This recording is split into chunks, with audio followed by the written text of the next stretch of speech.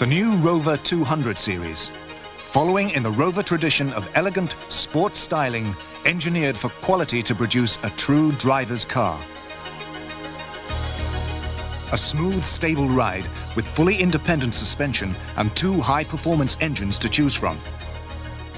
Quality was the starting point for the 200 series, and a new £200 million manufacturing facility to produce the new K-series engine and its R65 gearbox mean quality has been built in from the start.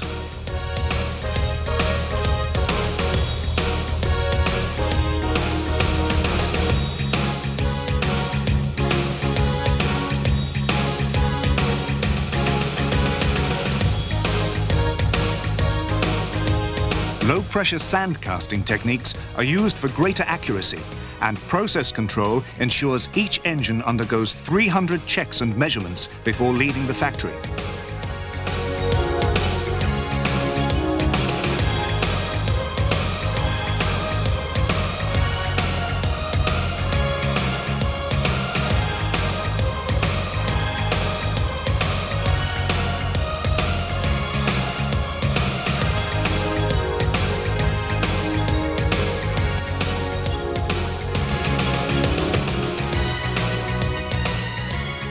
First models launched are the 214 SI, 214 SLI, 214 GSI and the 216 GSI. The 214 enters the market with the all-new 1.4 K-series engine, designed to run on unleaded fuel and available with an exhaust catalyst to keep environmental pollution to the minimum. The single-point injection and MEMS engine management system optimizes fuel economy, while the 16 valves and double overhead camshaft develops a power output equal to most 1600cc engines. The 1.4-litre K16 engine is an all-alloy construction and has a revolutionary new method of build. The engine is sandwiched together and held in compression by bolts extending right through the engine. The main engine components are an oil gallery, a main bearing ladder, the cylinder block,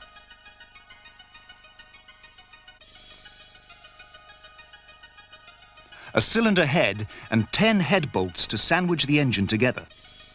They screw into a casting beneath the bearing ladder, which doubles as the main oil gallery. There is a cam cover with a baffle beneath the filler plug to prevent oil splashing around the breather pipe apertures. 16 valves are operated by direct-acting hydraulic tappets, driven by twin overhead camshafts. There's an alternator, flywheel, exhaust and an air filter. The cam belt has a life of 96,000 miles and has semi-automatic tensioning. The timing belt cover, alternator belt and sump complete the K-series engine. Lubrication for the engine is supplied from a crankshaft-driven oil pump, and hydraulic tappets provide quiet, efficient valve operation.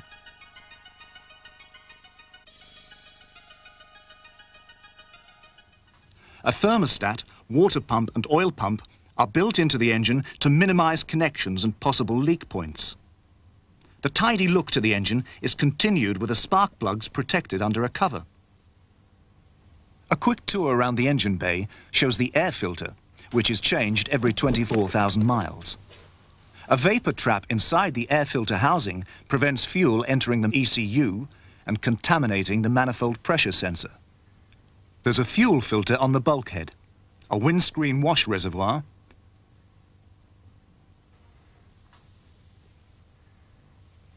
an engine bay fuse box, the MEMS ECU, and hidden next to these is the coil with its plastic cover. The distributor is mounted on the end of the inlet camshaft. The oil filter is underneath the alternator and the oil drain plug is next to it on the sump. The K-series engine is designed to run on unleaded fuel, which is delivered by a single electronically controlled injector mounted in the throttle body. The inlet manifold is water heated and cold drivability is further enhanced with a manifold intake air heater.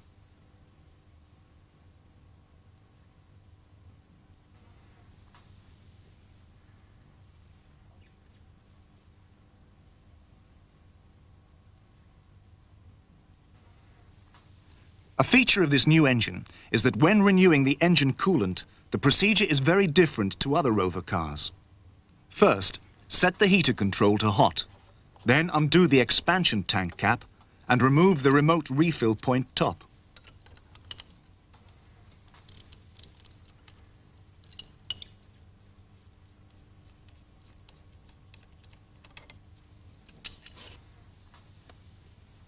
Then remove the bleed point screw and fill up at the remote refill point.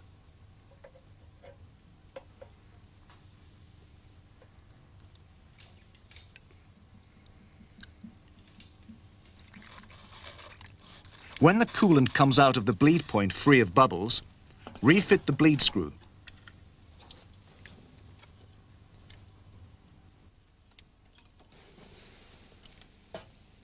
Fill again at the remote refill point until it's full.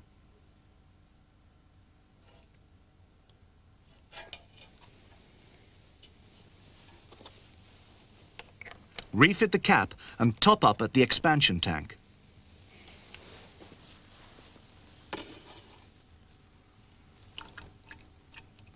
Then run the engine until the fan cuts in and then switch off.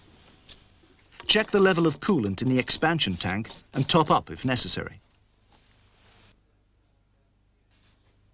Always use the engine remote refill point when renewing engine coolant to avoid air pockets. Only coolant top-up can be done at the reservoir expansion tank. The MEMS engine management system is very similar to that already used on fuel-injected Montegos.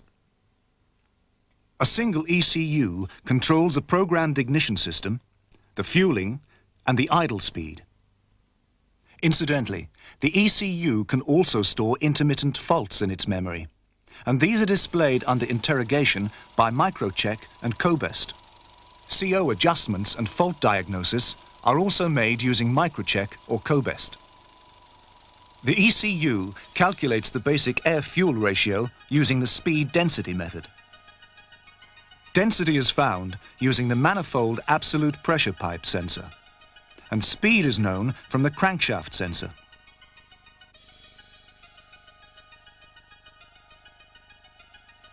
Other sensors enable the ECU to further refine the air-fuel ratio.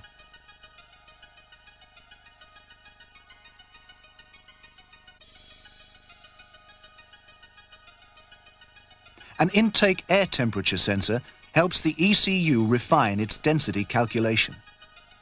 The coolant temperature sensor tells the ECU how hot the engine is. A throttle potentiometer provides a signal to the ECU of throttle movement. The throttle switch enables the ECU to select the correct fuel map for idling or normal running. All these sensors feed signals to the ECU. The ECU then controls the injector to give exactly the right amount of fuel to the engine. The injector directs a spray of fuel onto the back of the throttle disc. The amount of fuel delivered depends on how long the injector is held open for, and this period is determined by the ECU. Ignition timing is controlled by the ECU. The high tension is distributed through the rotor arm in the distributor on the end of the inlet camshaft. The ECU controls the idle and fast idle speed by indexing a stepper motor which activates the throttle disc. The idle control system in the ECU can learn the engine load and characteristics. So if a new ECU is fitted, you must do a full tune with microcheck or cobest to enable the ECU to learn the engine characteristics.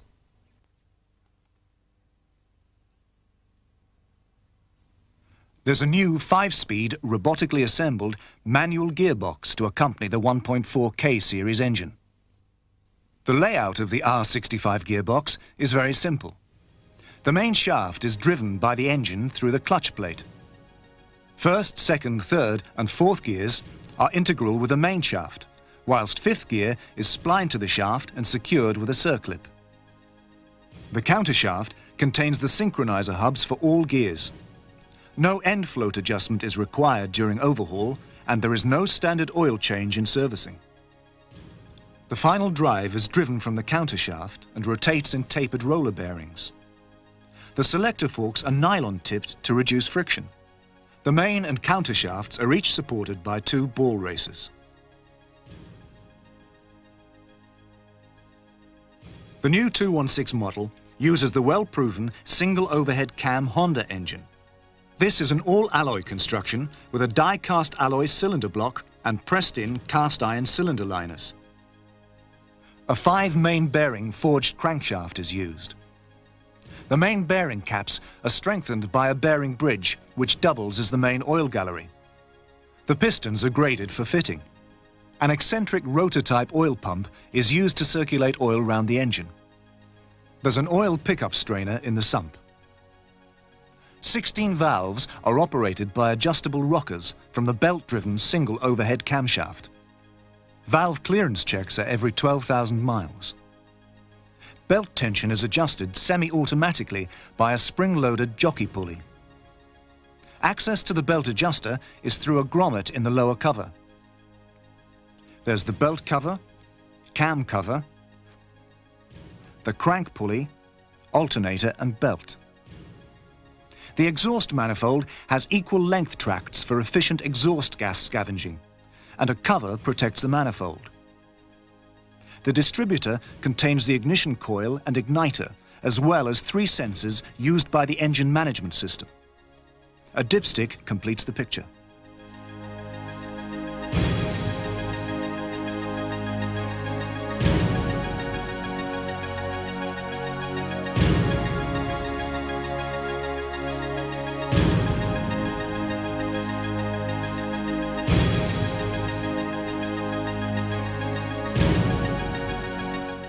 The Rover 216 manual gearbox has the 1st to 2nd synchronizer on the countershaft, the 3rd to 4th on the main shaft, and a separate synchronizer for 5th gear on the main shaft. The final drive runs in ball races.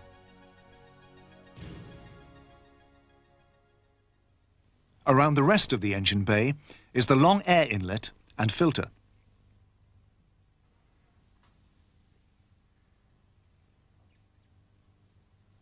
An engine bay fuse box, a wiper motor, brake fluid reservoir and fuel filter. On the bulkhead is a manifold absolute pressure sensor for the ECU. The distributor contains the coil, the rotor arm, igniter, crank position sensor, cylinder position sensor, and a TDC sensor, all in the one unit. The alternator is at the back of the engine. And there's a compressor for the air conditioning option, complete with its condenser, next to the radiator. A programmed fuel injection system, PGMFI, controls the fuel delivery and ignition timing on the 1.6-litre engine. The single ECU receives inputs from crank position and cylinder position sensors. These enable the ECU to compute the exact speed and position of the engine. A MAP sensor determines the inlet manifold pressure and is connected by a pipe to the inlet manifold. Together with the inlet air temperature sensor, these signals provide the information for the ECU to make a speed density calculation. The coolant temperature sensor provides information for cold running enrichment. A throttle angle sensor measures the position of the throttle disc and its rate of movement. An atmospheric pressure sensor detects altitude changes that may affect air density and fueling. The idle mixture adjuster sensor is a potentiometer to set the idle mixture. All these sensors send information to the ECU. The ECU then calculates how much fuel to deliver through the fuel injectors and provides the correct ignition timing to suit all prevailing conditions.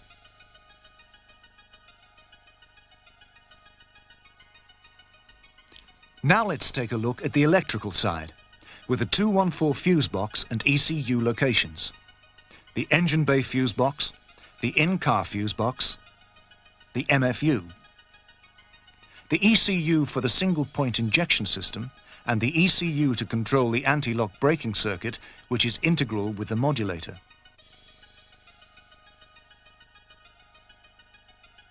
The locations on the 216 are slightly different. the engine bay fuse box, in-car fuse box, the MFU, a programmed ignition ECU inside the car, and the ALB ECU in the boot. Anti-lock braking is an optional extra on both models. There are two different systems, but both operate in a similar way. The anti-lock brake systems prevent the wheels locking under heavy braking. Wheel speed sensors enable the ECU to compute the speed of each wheel. When the ECU detects a wheel is about to lock up, it controls braking pressure to that wheel, preventing actual wheel lock.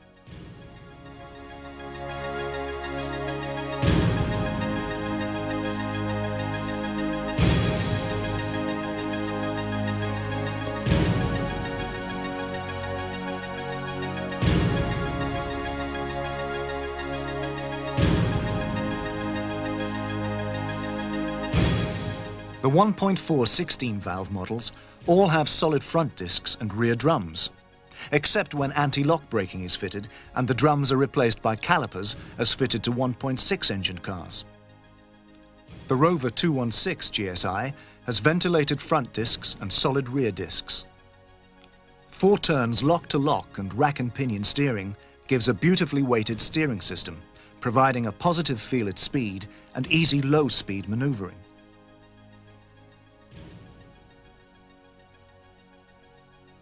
The award-winning positive center field power-assisted steering is available as an option on all models. Front suspension consists of well-proved McPherson struts with a forward-facing tie bar, providing very stable steering and improved driver ride.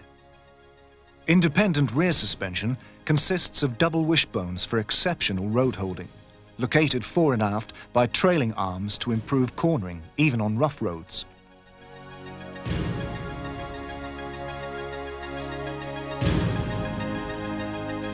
The 216 GSI also has an anti-roll bar. Joint flagships of the range are the 214 GSI and the 216 GSI. Both are equipped to the standard you expect from Rover, with electric sunroof and windows and luxury height adjustable seats.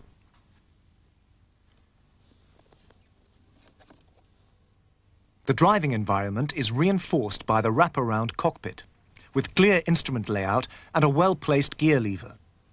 There are 2 main dials, a tachometer and a speedometer with a trip meter, plus separate fuel and temperature gauges. A warning buzzer will sound if the driver's door is opened with the lights still on. On the GSI models, the driver can vary the level of instrument illumination, and all door mirrors are adjustable from within the car.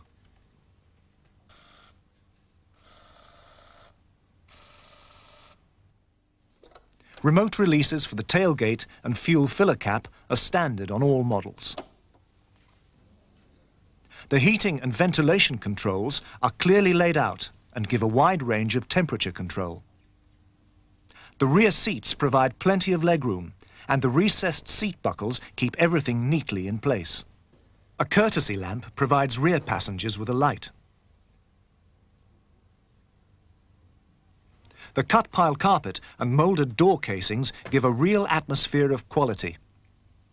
All the 5-door models have a 60-40 split folding rear seat to increase luggage room when not required. The Rover 200 is built for quality and designed for style, performance and easy servicing. And the servicing of the new 200 series couldn't be simpler. Tuning the 214 models can only be carried out using Microcheck or Cobest. Both are connected to the serial diagnostic connector. There are only 2 adjustments to carry out. One is the electronic adjustment of idle CO through the Microcheck keypad or Cobest. The other is adjusting the throttle disc air bypass, but this must only be done when prompted by Microcheck or Cobest. When the test option is selected, the operator is taken through a diagnostic sequence. If a fault is found, details of how to cure the problem are displayed on the screen, and any intermittent faults registered by the ECU will also be shown on screen and on the printout. Tuning a new Rover 216 also has two main elements: the idle mixture adjustment and the base idle adjustment. When you have run the engine to normal operating temperature and carried out all the checks for air leaks, loose connectors and throttle cable adjustment, first check the idle mixture and adjust if necessary. If CO needs adjusting, uncover the PGM-FI ECU to gain access to the idle mixture adjuster. Turn the adjuster by small increments to get the correct reading. Now, to set base idle, disconnect the EAC-V connector and start the engine. Briefly increase engine speed to 1000 revs. Check the base idle and adjust if necessary by turning the throttle body adjusting screw.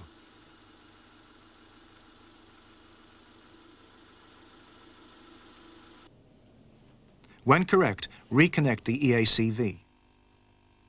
Remove the hazard fuse for 10 seconds to erase the EAC-V fault from the memory of the ECU. Then start the engine and check CO content and controlled idle speed are correct. A flashing light on the ECU displays any faults registered. The number of flashes indicates specific faults which can be decoded by using the electrical fault-finding manual. To interrogate the system more fully, use the microcheck with a microlink adapter, which must be connected in place of the ECU.